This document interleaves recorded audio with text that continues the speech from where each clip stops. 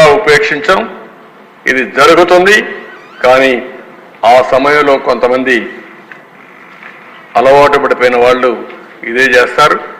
Agency area కానీ ఇంకా ఎక్కడైనా సరే గంజాయి పంట చేసే వాళ్ళకు కూడా విజ్ఞప్తి చేస్తున్నాం. మీకు కష్టాలు ఉన్నాయి. మీ కష్టాల కోసం ఈ పంట చేసి సమాజాన్ని నష్టం చేయడం మంచిది కాదు. వాళ్ళకు ప్రత్యామ్నాయంగా ఏం చేయాలో చేద్దాం. వాళ్ళ మీద ప్రత్యేకంగా ఈ ట్రైబల్ ఏరియాలో కానీ మిగిలిన ప్రాంతాల్లో కానీ ఎవరన్నా గంజాయి పండిస్తూ ఉంటే ఆల్టర్నేటివ్గా ఏమేం చేయాలో ప్రభుత్వ ఖర్చు కూడా ఇచ్చి అన్ని విధాలు చేస్తాం. గంజాయి మాత్రం ఎట్టి పరిస్థితుల్లో ఆమోదించాం. ఈ చెడ్డ పేరు రాకుండా చూసుకునే బాధ్యత మనందరిది. ప్రజా చైతన్యం కూడా తీసుకురావాల్సిన అవసరం ఉంది. నెక్స్ట్ దీని మీద ఒకసారి చర్చ పెడదాం. నెక్స్ట్ సెషన్లో చర్చ పెడదాం. ప్రజా చైతన్యం కూడా తీసుకొద్దాం. ప్రజా సదస్సులు పెడదాం. పెట్టి మనం అవేర్నెస్ కూడా తీసుకొద్దాం. ఇక్కడ ఇది నేను లాస్ట్కి వచ్చాను. మీరు పోలీసులతో రాజకీయ నాయకులుగా మారిన నేరగాడు ముఠ. ఇప్పుడు ఒక విషయం నేను మిమ్మల్ని అందరినీ కోరుతున్నా. ఒకప్పుడు నేరస్తుల్ని రాజకీయ పార్టీలు కానీ రాజకీయ నేతలు కానీ సపోర్ట్ చేయాలంటే భయపడిన రోజులు. మన పార్టీలో ఒక 5-6 మంది నేరస్తులు ఉంటే వాళ్లే చాలా చెడ్డ పేరు తీసుకొస్తారు పార్టీకి. ఈ 5 ఏళ్ళు ఏం జరిగింది?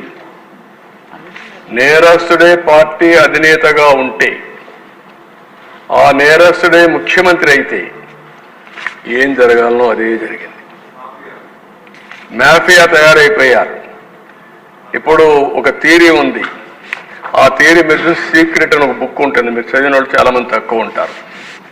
చదివి ఉంటే సంతోషం. ఆ సీక్రెట్ బుక్లో మీరు ఒక సంకల్పం చేసి ముందుకు పోతా ఉంటే మీ సంకల్పం జరగడానికి, మీ ఆలోచన బలపడడానికి, జయప్రదం కావడానికి అలాంటి ఆలోచనలు చేసే వాళ్ళందరూ వస్తూ ఉంటారు, జాయిన్ అవుతూ ఉంటారు. ఒక మంచి పని చేయాలంటే ఒక అడుగు మనం వేస్తే 2 అడుగులు కలిసి వస్తూ ఉంటుంది. అదే మరి చెడు వ్యక్తులు కూడా చెడు పనులు చేయాలన్నా ఆ సంకల్పానికి కూడా అలాంటి వ్యక్తులు చేస్తారు. అలాంటి వ్యక్తులందరూ వైసీపీలో చేరారు. నేను అడుగుతున్నా, ఇక్కడుండే మీరందరూ చెప్పాలి, చరిత్రలో ఇలాంటి నాయకుడిని ఇటీవల కాలంలో మీరు చూశారా? నేనైతే 45 ఏళ్ళు చూడలేదు. 45 ఏళ్ళు నేను చూడలేదు. ఎక్కడ నేను చదవలేదు కూడా. నేను 78లో ఫస్ట్ టైం ఎమ్మెల్యే అధ్యక్ష, 80లో మంత్రి. అప్పటి నుంచి రాజకీయాల్లో ఉన్నా. ఇప్పుడు దేశంలో సీనియర్ మోస్ట్ నాయకుడు నేనే. నా తర్వాత వచ్చిన వాళ్ళు మిగిలిన అందరికీ ఉండే ముఖ్యమంత్రులు, లేకపోతే కేంద్రంలో మంత్రులు తర్వాత వచ్చారు. కానీ నాకు చరిత్ర అంతా కూడా చూస్తూ ఉంటాం కదా దేశ రాజకీయాల్లో ఉంటే. ఎక్కడ నాకు ఎవరు తగల కాదు. ఒక అతను దొరికాడు. ఒక నార్త్ కొరియాలో ప్రెసిడెంట్ ఉన్నాడు. చరిత్రలో ఒక అతను ఏంటంటే పాబ్లో ఎస్కోబార్ గెవిరియా. అతను ఇదేనండి. ఎస్కోబార్ అనే వ్యక్తి కొలంబియన్ డ్రగ్ లార్డ్. ఇతను నార్కో టెర్రరిస్ట్. అతను పాలిటీషియన్ అయిపోయాడు. అతను ఏం చేశాడంటే మొత్తం ఒక లీడర్గా తయారై మెడిలిన్ కార్టెల్ అనే పేరు పెట్టి ఈ డ్రగ్స్ అమ్మడానికి కారిడార్స్ ఎస్టాబ్లిష్ చేశాడు. ఎస్టాబ్లిష్ చేసి మొత్తం దీంట్లో $30 బిలియన్ డబ్బులు సంపాదించి అది ఈరోజు $90 బిలియన్ వర్త్ ఆఫ్ వెల్త్ సంపాదించాడు దీంట్లో. ఇది సంపాదించిన తర్వాత మీరు ఒకసారి చూస్తే 76లో అరెస్ట్ అయ్యాడు. 80లో number 1 and richest drug lord of the world. Drugs కూడా మీ ప్రపంచంలో రిచెస్ట్ ఫెలో కావచ్చు, వ్యాపారాలు చేసి కావచ్చు. కానీ ఇప్పుడు మాజీ ముఖ్యమంత్రి ఉద్దేశం ఏంటి? ఆయన కూడా అదే కావాలి.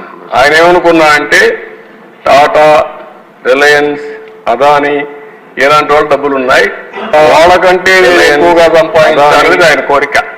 నేను అందుకే ఒక మాట చెప్పాను మీకు. కొంతమందికి నీడ్ ఉంటుంది, కొంతమందికి గ్రీడ్ ఉంటుంది, కొంతమందికి మేనియా ఉంటుంది, పిచ్ ఉంటుంది. మెకనస్ గోల్డ్ అది పిచ్చ. అలాంటి పిచ్చబట్టిన వాళ్ళు ఇవన్నీ చేస్తారు. ఆ తర్వాత 82లో ఎంపీ అయ్యాడు, కొలంబియా పార్లమెంట్ ఎంపీ అయ్యాడు. 82లో అమెరికా అరెస్ట్ చేయాలంటే మేడ్ డీల్ విత్ కొలంబియా ప్రెసిడెంట్తో ఇతను ఓన్ ప్రిజన్ ఒకటి క్రియేట్ చేసుకొని లా క్యాథెడ్రల్ అనే ఒక ప్రిజన్ మంచి హిల్స్లో కట్టుకొని అక్కడే ఉంటా అన్నాడు. అనే పెట్టారు.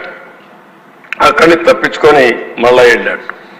వెళ్ళిన తర్వాత 86లో ఈ killed minister of justice, Colombia minister యొక్క లా మినిస్టర్ని చంపేశాడు. అక్కడి నుంచి 85 సుప్రీంకోర్టు పైన అటాక్ చేశాడు. ప్యాలెస్ ఆఫ్ జస్టిస్ సీజ్ 107 మందిని ఇంక్లూడింగ్ 11 మంది జడ్జిలు చెప్పాడు. తగలబెట్టారు. నాకు తెలియదు, ఇవన్నీ చూడాలి. సినిమా కూడా ఉందంట, బాగుందా? అది చూడాలి ఇప్పుడు మీరందరూ కూడా, రాష్ట్ర ప్రజానికి మొత్తం చూడాలి. 89లో killed president for expelling Escobar from politics. ఒక ఆయన మాట్లాడాడు, ఇలాంటి వాళ్ళు ఉండకూడదు, వీళ్ళంతా కూడా డ్రగ్, వీళ్ళు ఉండకూడదని చెప్పిన నేరానికి అతను చంపేశారు. అంటే ఇంకొక పక్కన 89లో bomb DAS building bombing department అన్నమాట, సెక్యూరిటీ హెడ్ క్వార్టర్స్ ని పూర్తిగా 57 మంది ఉంటే వాళ్ళు కూడా చంపేసే పరిస్థితికి వచ్చారు. దగ్గర 2248 మంది ఇంజురీ అయ్యారు. అంటే నేను ఒక ఫ్లైట్ కూడా కాల్ చేశారు. నేను ఎందుకు ఈ విషయాలు చెప్తున్నానంటే, నిన్న కూడా రఘురామకృష్ణరాజు గారు ఒకటి అడిగారు, సార్ ఎట్లా ప్రజలు ఓట్లు వేశారు? ఈరోజు రాజకీయాలు ప్రజాస్వామ్యయుతంగా నీతి నిజాయితీగా చేయాల్సిన అవసరం ఉంది. నాకు అనుమానం లేదు. భారతదేశం 2047కి నెంబర్ 1గా కానీ నెంబర్ 2 కానీ ఉంటుంది. వికసిత్ భారత్ నరేంద్ర మోడీ గారు చెప్పే విషయం మనం గుర్తుపెట్టుకుంటే అనుమానమే లేదు. భారతీయులు మొత్తం ప్రపంచానికే నాయకత్వం ఇచ్చే శక్తి ఉంది సేవాభావంతో. ఇప్పుడు అమెరికాలో మీరు చూస్తే 2 పార్టీల్లో, ఒక పక్క ప్రెసిడెంట్ ఆఫ్ అమెరికా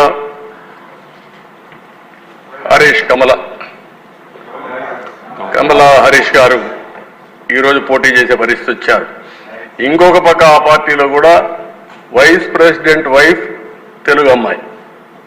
అంటే ఎక్కడికక్కడ శక్తివంతమైన ప్రభావవంతమైన భారత జాతి యొక్క సంతతి ప్రపంచం అంతా వెళ్ళే పరిస్థితి వస్తూ ఉంది. One of the best democracy in the world India. అలాంటి డెమోక్రసీలో మీరందరూ గుర్తుపెట్టుకోవాల్సింది, ఈ హింసకు తావుందా, ఇలాంటి నేర చరిత్రకు తావుందా, మనం ఆలోచించుకోవాల్సిన అవసరం ఉంది.